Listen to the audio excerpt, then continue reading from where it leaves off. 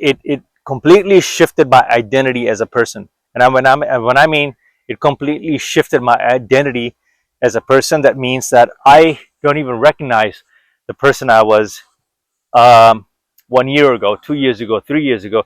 Because a lot of decisions, a lot of transformative decisions happen through the course of these walks. And let me go down here because there's a lot of people that I'm going to cross paths with. They're actually playing live soccer game here, my favorite sport.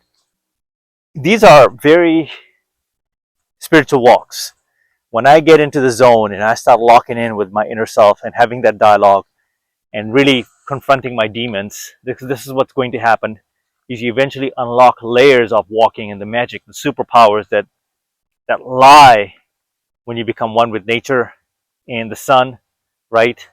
All your thoughts start to sort of unravel and unpackage itself, and you start realizing on one end, on one shoulder is reality, and on the other shoulder is all the demons and illusions and thoughts and the hypotheticals that don't exist.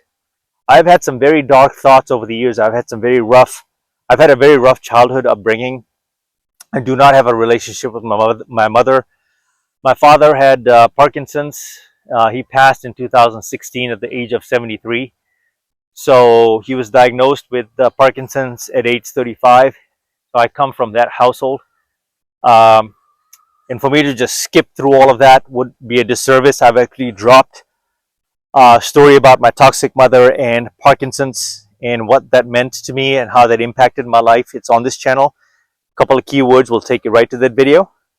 Um, things as such, your childhood, your post-traumatic stress syndrome, trauma, right? These continue to be trapped in your body long before it's there, long before you even know it. It's stored in your memory bank, and it tends to show its cards later in life.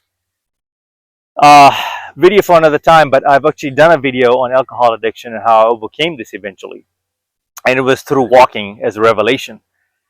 And going back to it is that, how is walking transformative? Well, you try this for a few years, find a consistent ground and footing, and then compare yourself from day one to where you are now. The habits the discipline of walking every single day, getting your 10,000 steps, intermittent fasting and walking, right? Improving your relationship with food, respecting food, really watching what your body intakes, and then your outtake, what you're doing to control what you can control. Both intake and outtake. These are variables that you can very much control. But see, human nature, what we tend to do is we focus on the things we cannot control.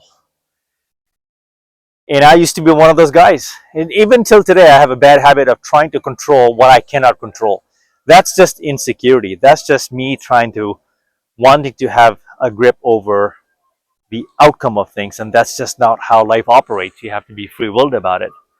And there are certain things in your sphere, within your element, that you can control, which transforms and transcends your life to a higher space, a higher level.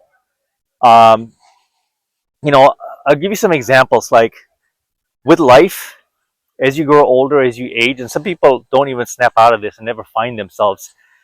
I'm not saying I've completely found myself either, but you're going to lose people through the process of life in aging and growing out of relationships, ending toxic relationships, saying goodbye to certain people, certain family members, and disconnecting from brothers, sisters. In my case, my mother, biological mother, and people may not understand it from everyday walks of life, right? These truly shape who you become as a person, as a byproduct of doing all of this every single day. I half-heartedly joke about people need therapists and counselors to guide them and pay them big money.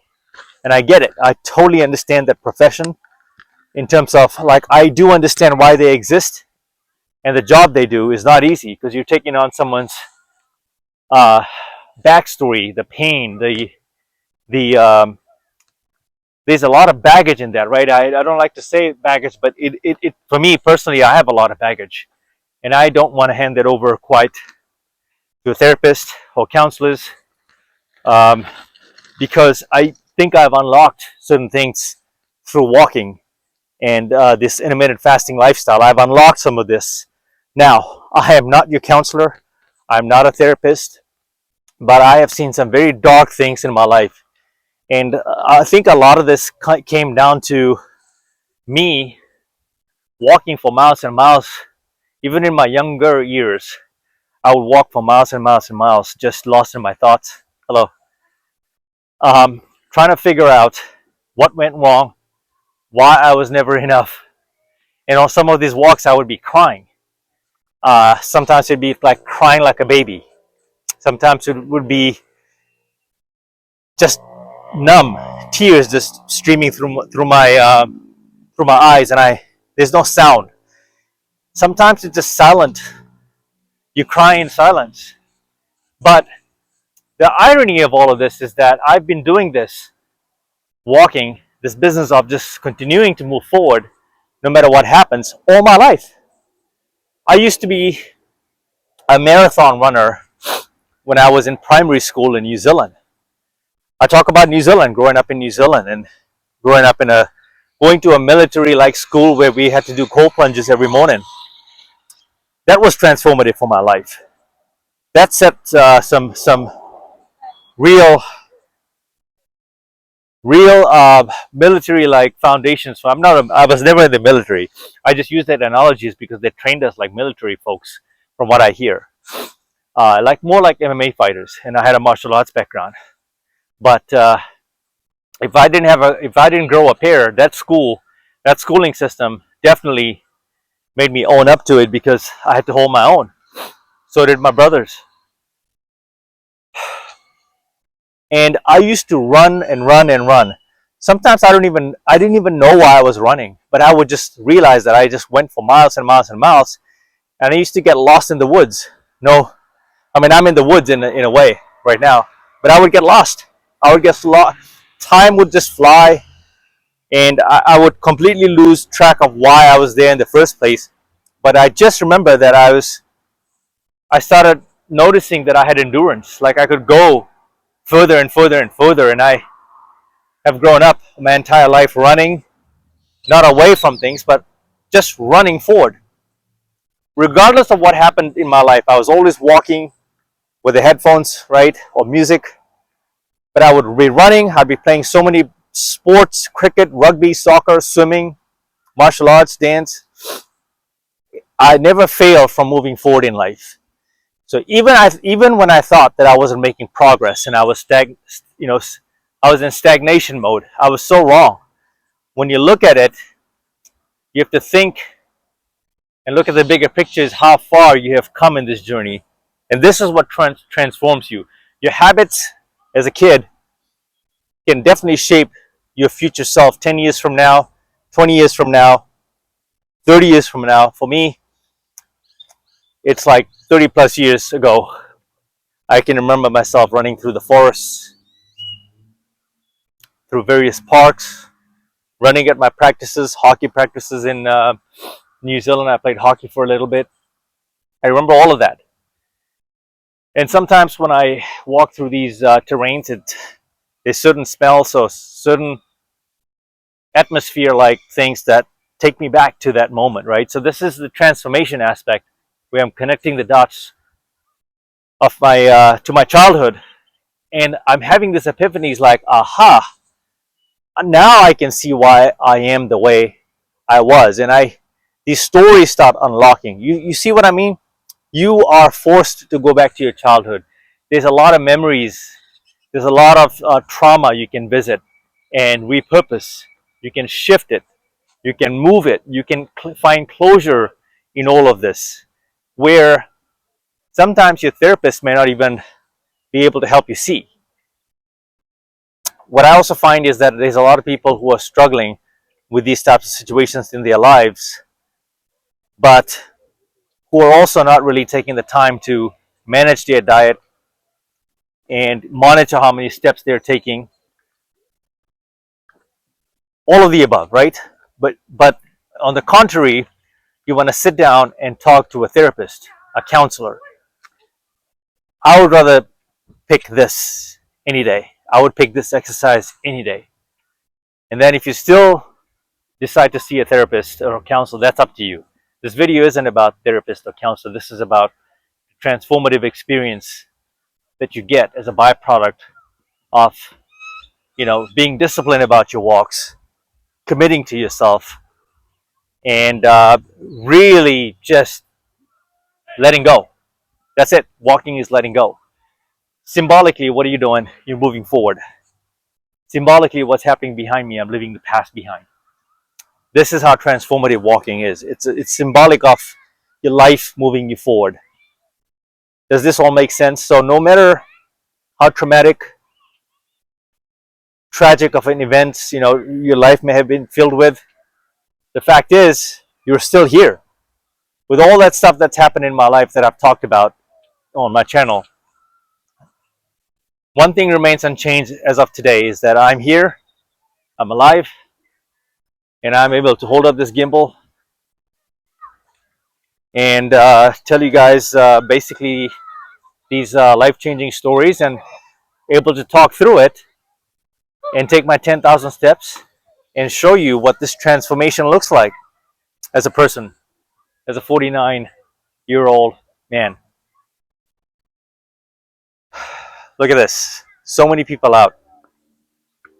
It's like not even fully 7 o'clock, but obviously it's daylight savings. This is beautiful. So beautiful. Everyone out here, especially kids, making a difference. Parents. So my request is that if you're a parent with kids, growing kids, interested in sports, and you see their vigor, their drive, their ambition, encourage that, support that, because I didn't really have that. I had that from my father, but then he got taken away by Parkinson's. So a lot of the beliefs and a lot of my drive and a lot of the principles that I have instilled in my life is not easy, but I've derived these very these parameters through watching various athletes. Does that make sense? Who are those athletes? Like Kobe Bryant, obviously, that's my boy. Rest in peace. Michael Jordan, right? Lionel Messi in soccer, Ronaldo, and of course the martial arts movies, right? All of that. And I have to take from every athlete to see how they study the game, how they transform their lives, their rituals, certain workout routines, and how they leverage that to shape their lives. And this is a culmination of all of that to give you this. That this is how walking can help transform and shift your identity as a person. And leave you with this note is that a lot of times what happens is when you leave your place, right? When you leave your home, and I've said this before, you may not feel like walking, but when you come back from these walks, you're a completely different person. And that's where the transformation happens. That's where the shifting of the identity happens. That's where you connect. That's where you connect with your higher self. That's where you connect with who you were meant to be. And the more you do it, the more you find that identity. Hopefully that makes sense. And every day I continue to find a higher version of myself. The more I push myself and the more I do this. At the very bare minimum, walking is a great form of exercise and therapy. If you're not lifting weights, at the very least you can do this. Okay? Till the next video, Mamba out.